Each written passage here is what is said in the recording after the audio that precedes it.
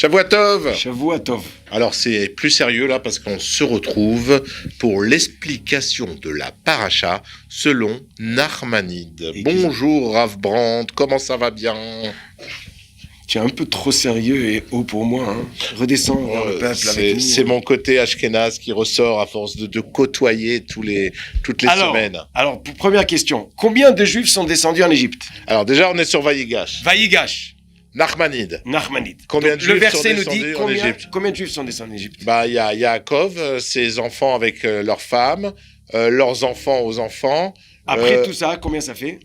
1233. Presque. Le nombre, c'est 70. Comme ça, tu vois, 70 Juifs sont descendus en Égypte. Ah ouais, j'étais pas loin. Tu te rappelles combien ils sont sortis? Oui, 120 000. 600 000. 600 000, pardon, j'ai pas compté. 603 550. Voilà, hors taxe. Alors, 70 sont descendus. Prenez un Chumash, vous lisez, il y en a que 69. Il manque le 70e. Personne? Ouais. Et c'était Yosef était déjà là-bas? Non. À part ça, c'est marqué que Yosef était déjà là-bas. Donc, à part Yosef, il y a 66, plus Yosef et ses deux enfants, ça fait 69, et il nous manque le 70e. Un passager clandestin. Il nous manque un. Ah. Puis il n'y en a pas un en plus, il y en a un en moins. Alors, il est où? Alors, c'est qui? C'est Yocheved, la mère de Moshe Rabbeinu, qui est née à la muraille d'Égypte. Donc, elle n'est pas venue d'Israël parce qu'elle est née dans la muraille, mais elle est arrivée en Israël. Donc, ils sont arrivés 70, mais ils ont quitté Israël 66. Plus les trois qui étaient, et elle qui est née entre les murailles d'Égypte. Alors, amis de l'algèbre, bonjour. Prenez un stylo, prenez un papier et on va faire une interrogation dans quelques instants. Donc, on avait 66 personnes sur le chemin. On en a trouvé 3 en Égypte, qui étaient en Égypte. Ça et fait on arrive à 69. Et sur le chemin à la muraille de l'Égypte, on trouve qui? Yocheved, la mère ou la grand-mère? La mère. La mère de Moïse, Moshe Rabbeinu, qui était là, qui attendait. Il dit, bon, je vais bien voir passer des gens. À ce moment-là, elle voit... Elle naît. Elle va naître. Elle va naître. Quand sa mère va accoucher, à la muraille. Attends, s'il y a sa mère, donc ça fait 71, et son père, ça fait 72.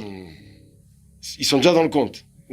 Ah, il y a déjà les parents. Oui, il y a tout le monde. Ah, ils vont accoucher en route. Ah bah voilà.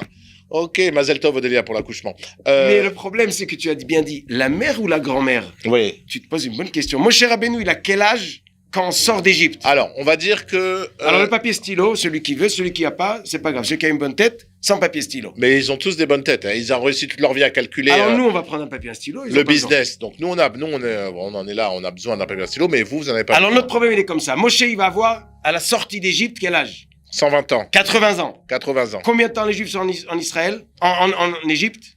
210 ans. 210 ans. 210 moins 80? 492.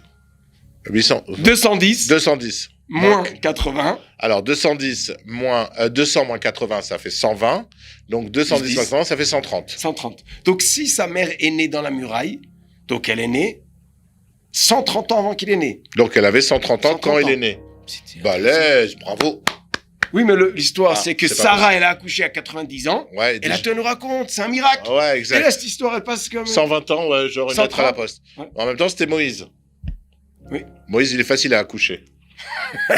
Ah non, il est cool, quoi, tu vois. Alors, comme c'est ça, le mec détente, salut, ça va, c'est pas le bébé... En tout cas, comment c'est possible que sa mère, elle accouche à 130 ans et on n'en parle même pas? Alors, peut-être c'est sa grand-mère. Non. Non. Parce que la Torah nous raconte que c'est sa mère. Alors, ok. Alors, il y a une des explications qui dit, mais c'est pas possible. Elle s'est cryogénée pendant 5-6 ans? Non, c'est pas possible qu'elle est née si tôt. Parce que sinon, 130 ans... Alors, c'est qui le 70e? Attends. On aurait dû écrire dans la Torah ce miracle qui est encore plus grand que le miracle de... Sarah. Maintenant, on passe à la deuxième question. Monsieur Lévi, le papa de cette fille. Oui. C'est la fille de Lévi. On est d'accord. Lévi, il a quel âge quand il rentre en Égypte? 43 ans. 20 ans. Pourquoi? Puisque Yaakov, il avait 130, et Yaakov, il s'est marié à 77, à 84, On est et il a eu Lévi 3 ans après à 87. Ouais. Donc s'il a maintenant 130, son fils Lévi, il a 43. Alors, si vous venez de regarder à l'instant Israël Torah, vous n'êtes pas sur une émission de mathématiques, vous êtes bien sur la paracha de Vayigash. Hein. Les chiffres et les lettres, tu connais pas? Alors, consonne, alors, maintenant, S, voyelle, U. Alors, il y a une explication qui veut dire que non, que Moshe, que Yocheved est né bien plus tard. D'accord. Alors, le plus tard que possible qu'elle est née, c'est quand? C'est tant que son mari Lévi vivait. Oui. Puisque Lévi a vécu 137 ans Mhm. et qu'il est rentré en Égypte à 143. Donc, dire qu'il a accouché à la fin de sa vie à 137 ans, c'est aussi un miracle. Non, c'est possible, un mec. Oui, mais on voit bien que la Torah nous raconte qu'Avram, il a eu un enfant à 100 ans et c'était un miracle. Ouais, Donc 137 encore plus. ok. Là, ça pourrait marcher que s'il a 137 et sa femme, elle aurait peut-être que 57 ans. Bon. Oui, en même temps, on vient de parler de Sérar qui avait 400 ans. Ah. Et là, on arrive à Nachmanide. D'accord. C'est que tous ces problèmes-là, il dit Nachmanide, le Ramban, il dit ne me pose pas de questions comment Yocheved elle accouche à 130 ans et ne pose pas de questions sur toutes les choses que tu comprends pas. Et d'ailleurs, il nous dit je vais t'amener une question encore plus grande. Est-ce qu'il y avait de la pollution à l'époque? Est-ce qu'il y avait des cigarettes? Est-ce qu'il y avait de l'alcool? Est-ce qu'il y avait du saumon qui était avec... Alors, est-ce que c'était pas un monde on n'a que 10 minutes. écologique? C'était pas un monde écologique à l'époque l'époque où ils pouvaient mourir à 400 ans parce qu'ils avaient rien qui pouvait les attaquer comme maladie? Alors, David Amelech, il est né combien de temps après que les Juifs sont rentrés en Israël? Il est né exactement 52 ans après. 370 ans. C'est ce que j'ai dit. Le problème, c'est que depuis, il a eu depuis, Depuis qu'il est né, depuis le petit-fils de Yehuda, c'est Salmon. Salmon. Après, on a Boaz. Après, on a Oved. Après, on a Ishaï. Et après, on a David. Salmon, Donc, vous êtes juif? En 370 ans, on n'a que 4 générations. 4 générations. Oui, Donc, si on partage en 4, 370, c'est plus de 80 ans. tout à fait. Donc, on a 4 fois qu'ils ont accouché après 80 ans. Attends, je peux rêver. Réveillez-vous, s'il vous plaît, réveillez-vous. Voilà. C'est bon, Bon, allez, on va conclure. Hein. Ouais, Tu m'as endormi, là. non. En tout cas, on revient à nos moutons. Ouais.